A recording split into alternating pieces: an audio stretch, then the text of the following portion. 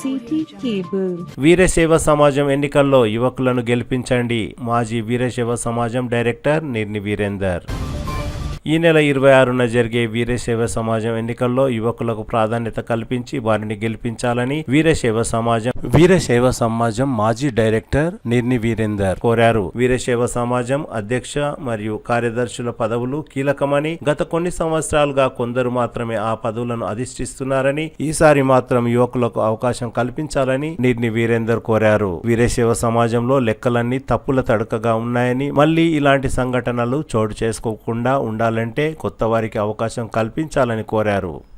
నమస్తే అందరికీ, శరణార్థి. నేను నిర్ని వీరేందర్. సమాజం 2026-28 ఎన్నికల సందర్భంగా కొన్ని సూచనలు ఇవ్వాలనుకున్నా. ముఖ్యంగా మన సమాజము ఏర్పడినప్పటి నుంచి దాదాపు 37లో ఉంది. అప్పటి నుంచి ఇప్పటి వరకు సమాజం లోపల ఒక పెద్ద మనిషి హోదాని గౌరవిస్తూనే ఉన్నారు మన యొక్క సర్వసభ్యులంతా. అప్పుడు చాలామంది ఉంది. మరి ఇప్పుడు 61 ఇళ్ళు ఇప్పుడు ఏవైతే ఉన్నాయో చాలా పెద్ద సమాజం కాబట్టి సమాజం చాలా పెద్దది. అయితే నా ఉద్దేశం ఏమంటే 2001 నుంచి మన ఆస్తులు పెరుగుతూ ఆదాయం పెరుగుతుంది, కానీ సంక్షేమ కార్యక్రమం అనేవి లేవు. ఆదాయంతో పాటు సంక్షేమం కూడా ఉండాలి, కానీ అంతా కనిపిస్తడం లేదు. ఆదాయము మరి ఎటుపోతున్నది ఏం లేదు అనేది ఒక ప్రశ్నగా మారిపోయింది. ప్రస్తుత ఎన్నికల సందర్భంగా నేను చెప్పాలంటే 49 మెంబర్స్ నిలబడ్డారు, 49 మంది మెంబర్స్ నిలబడ్డారు. నేను మొత్తం పబ్లిక్ అంటే ప్రజలు సభ్యులు కోరుకునేది ఏమంటే కొత్త వ్యక్తులు వస్తే బాగుంటుంది. ఎందుకంటే వీళ్ళే వస్తున్నారు, అసలు లెక్కలు లేవు, ఏం లేవు. అసలు పాత లెక్కలు ఇప్పటివరకు ఇవ్వకుండానే ఎలక్షన్ చేయడం జరిగింది ఇంతకుముందు. మరి వీళ్ళు కూడా మొన్న ఒక వీడియో చూసాను, 40 లక్షల రూపాయలు ఫ్లాడ్ అయిందని చెప్పి ఒక చిన్న బాబు అభిషేక్ సంక్షెట్టి చెప్పినందుకు స్థానంలో కూడా ఒక సంచలనమైనటువంటి న్యూస్ లాగా భావిస్తున్నాను. నేను కూడా అప్పుడప్పుడు నేను సమాజానికి సూచనలు ఇస్తూ ఉంటా.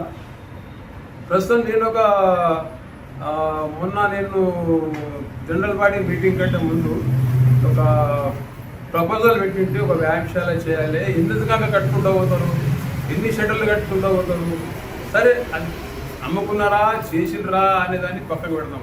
ఇప్పుడు ఎట్లా అనిపిస్తుంది అంటే ఇది సమాజము ఒక రియల్ ఎస్టేట్, అది ఏం అనడానికి రాదు నాకు. ఒక వ్యాపారానికి అడ్డలాగా మారిపోయింది రియల్ ఎస్టేట్. రెండవది నిరుద్యోగుల సంఘంలాగా అయిపోయింది. ఏంది సమాజము అసలు వేరే వాళ్ళకి అవకాశం ఇవ్వకుండా ఆ ఒక లెక్కలన్నీ 3-4 దగ్గరనే ఉంటాయి. వాళ్ళు మళ్ళా డివైడ్ అవుతారు. నిలబడేటప్పుడేమో గ్రూప్ రాజకీయాలు చేస్తారు. గెలిచిన తర్వాత నీ లెక్క ఆయన లెక్క ఈయన దాపెడతాడు, ఈయన లెక్క ఆయన దాపెడతాడు. అట్లనే అనిపిస్తున్నది. ఎన్ని గొడవలు, ఎన్ని పబ్లిక్ న్యూస్లని. నా ఉద్దేశం ఏమంటే ఇప్పటికైనా యువకులు, పెద్ద మనుషులు, ఇక్కడ ఏమవుతుందంటే సోషల్ మీడియా టచ్లో ఉన్నాడు కేవలం 600 మంది మాత్రమే. 600-700 అంతకంటే లెక్క లేకుండా ఇంకా 400 మందికి మనము మోటివేట్ చేయాల్సిన అవసరం ఉన్నది.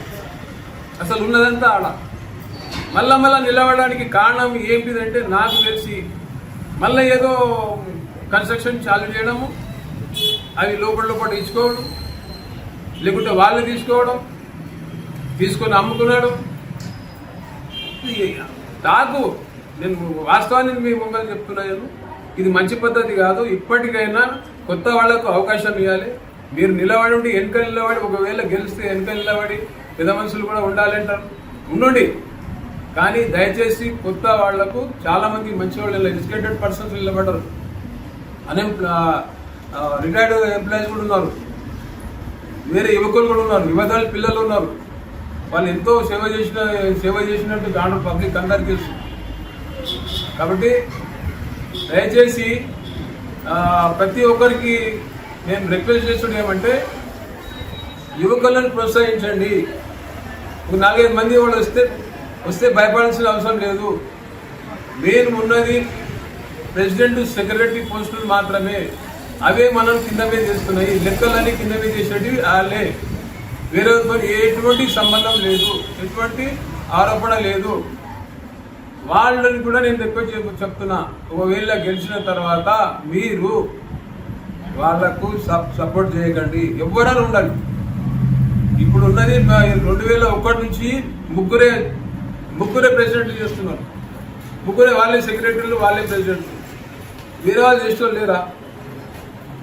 అసలు ఏమైతుండే సమాజంలో పట్ల. నేను మళ్ళీ చెప్తున్నా, రాజకీయ నిరుద్యోగుల సంఘము రియల్ ఎస్టేట్ బ్రోకర్ల అడ్డలాగా మారిపోయిందా లేదా? ఇది కట్టడము అమ్మడం. నేను కుల్ల చెప్తున్నా, రియల్ ఎస్టేట్ బ్రోకర్ లాగా అయిపోయింది అది. రీసెంట్ గా 11 లక్షల కంప్యూటర్ల ఆరోపణలు ఎదుర్కొన్నా కూడా మళ్ళా సమాజాన్ని ఎట్లా నిలబడతారు నాకు అర్థం కాదు. అందుకే సభ్యులారా, చేతులు జోడించి చెప్తున్నా, సమాజం మంచి రూట్లో మంచి దారిలో ఉండాలంటే మీరు ఇప్పటికైనా ఆలోచన చేయండి.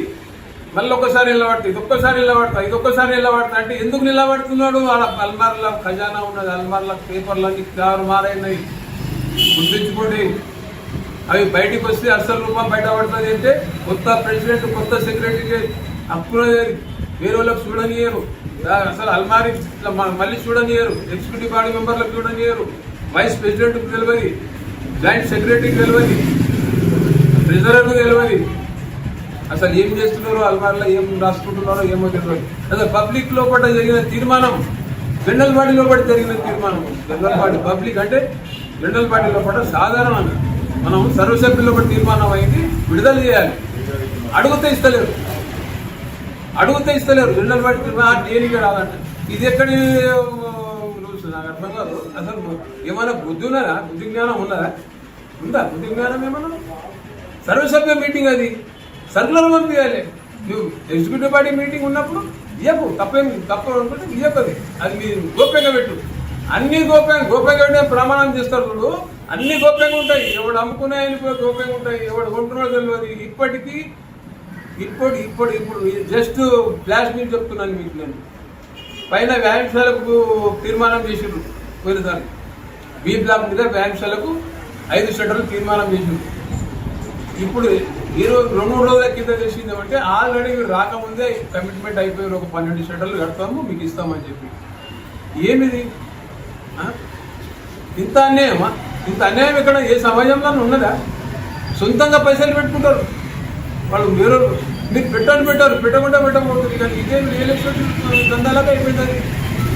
కాబట్టి నేను మరోసారి రిక్వెస్ట్ చేస్తాను, దయచేసి ఆలోచన చేయండి. ఇది ఫైనల్ చెప్తున్నాను. ఇక మీరు ఏం చేస్తారా మీ ఇష్టం. సమాజం బాగుండాలంటే బాధ్యత మనకు ఉంటుంది, ఓటు వేసే వాళ్ళకి బాధ్యత కూడా ఉంటుంది. కాబట్టి అభిషేక్ సంఘ్ శెట్టి క్లియర్గా 23 నిమిషాలు మాట్లాడిన దాంట్లో ఏదైనా తేడా ఉంటే ఆఫీస్కి ఇచ్చి వాళ్ళకి సందేహం చెప్పండి. ఆయన మీద దౌర్జన్యం చేసిండు. ఆయన ఉన్నట్టు చెప్పిండా లేదా అనేది మీరు చేసుకోండి. అంతేగాని ఇది ఆయన చెప్పుడులే మనం తప్పు ఉన్నదా? మీకు ఎవరైనా ఒకరు చెప్పాలి కదా. సమాజానికి ఎవరో ఒకరు ముంగలికి రావాలి. నేను చెప్తే పల్లామైతే నాకేమంటారు అంటే ఎందుకంటారు? వాస్తవాన్ని చెప్పడానికి ధైర్యం కావాలి, గుండె ధైర్యం కావాలి. నాకేమంటారు? నేను ఎప్పుడైనా వీడియో పెడితే లైక్ చేసిన వాళ్ళకు ఫోన్ చేసి చెప్తారు. లైక్ చేసిన వాళ్ళకు ఎట్లా లైక్ చేసినామని. ఏం రౌడీజం చేస్తున్నారా మీరు? రౌడీజం చేస్తున్నారు. సమాజ సేవకు వచ్చిండ్రా, రౌడీజం చేయడానికి వచ్చిండ్రా? అభిషేక్ సెక్రటరీ మీద దౌర్జన్యం చేసారు. అది ఏం పర్సనల్ విషయమో ఏదో మీది. కానీ వాస్తవాన్ని మీడియా ద్వారా చెప్పిండు కదా, వీడియో అవుతారా భాజపాతో చెప్పిండు. అట్లా ఉన్నప్పుడు మీరు అంతా పిలిపించుకొని కూర్చొని మాట్లాడండి. ఇప్పుడు నేను మాట్లాడితే దౌర్జన్యం చేస్తారా? వాస్తవం ఎన్నో వీడియో మీద పెట్టినా. వాస్తవాలు మాట్లాడినప్పుడు వాళ్ళని దబాయిస్తారు, లేకుంటే బ్లాక్మెయిల్ చేస్తారు, వాళ్ళ వీక్ పాయింట్ తీసుకుంటారు. ఇది పద్ధతి కాదు. ఇది రాబోయే రోజుల్లో కూడా చాలా తీవ్రమైన పరిణామాలు ఎదుర్కొంటారు. నేను అందుకే చెప్తున్నా, ఇది అటువంటి సమస్యలు రాకుండా చేయాలంటే వీళ్ళు ఒకవేళ నిలబడి గెలిస్తే ముఖ్య కూర్చోండి, కొత్త వాళ్ళకి ఇవ్వండి. లేదంటే మళ్ళీ ఇంతకుముందు జరిగినట్లు రాజీనామాలు లేకుంటే గొడవలు రోడ్ల మీద కొట్టుకున్నారు.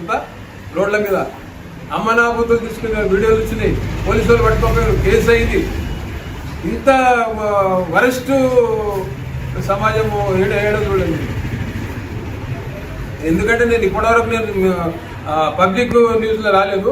కౌంటర్లు ఎన్కౌంటర్ ఇస్తుంది మీ టీవీలనే, కౌంటర్లు ఎన్కౌంటర్లు ఇస్తారు. ఏంటది పద్ధతి? మాకు రావా ఎందుకే? కాబట్టి నేను పెద్ద మనుషులన్నిటికీ నేను నాకు సిగ్గవుతున్నాను. నేను పాత వాళ్లకు నేను రిక్వెస్ట్ చేస్తున్నా, మీరు నిలబడి మీరు ఉన్న విలువ పొడగొట్టుకోకండి.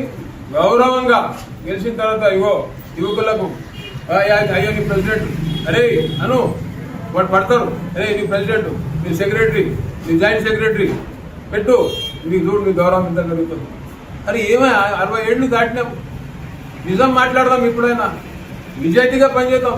ఎప్పుడు చేస్తామో ఎప్పుడు ఉందామో తెలియదు. ఈ టైంలో కూడా మీరు ఇంకా దాచుకుంటా అంటే ఏమన్నట్టు? కాబట్టి నేను అందరికీ తెలుసు మళ్ళీ ఒకసారి మేము అందరూ రిక్వెస్ట్ చేస్తూ, మీరు దయచేసి ఆలోచన చేయండి. మేమంటాము, మీరేమో మీ పని మీరు చేస్తారు. వచ్చినా పర్వాలేదు, కానీ కొత్త వాళ్ళకే ఇవ్వాలి. అప్పుడే మార్పు వస్తుంది. అప్పుడే ఎక్కడెక్కడ లెక్కలు ఉన్నాయి. అసలు పాత బిల్స్ లేవు, బిల్స్ కోర్టులో ఉన్నాయి, అవి రాలేదు. ఎప్పుడు చూడు కోర్టు కేసులు లేని మా సమాజం నడవలేదు ఇంతవరకు. వాళ్ళకి కావాలి కోర్టు కేసు, హైదరాబాద్ పోవాలి, వారంకి ఒకసారి పోవాలి, 2 వారాలకు ఒకసారి పోవాలి, 3 వారాలకు ఒకసారి పోవాలి. ఎంపీ పోతారు, అది ఎవరు పోతారు? ఎగ్జిక్యూటివ్ బాడీ వాళ్ళు ఎవరు మెయిన్ పర్సన్ ఎందుకు పోతారు, ఏం లేదు అనేది అందరికీ. ఇది మా సమాజం. నమస్తే.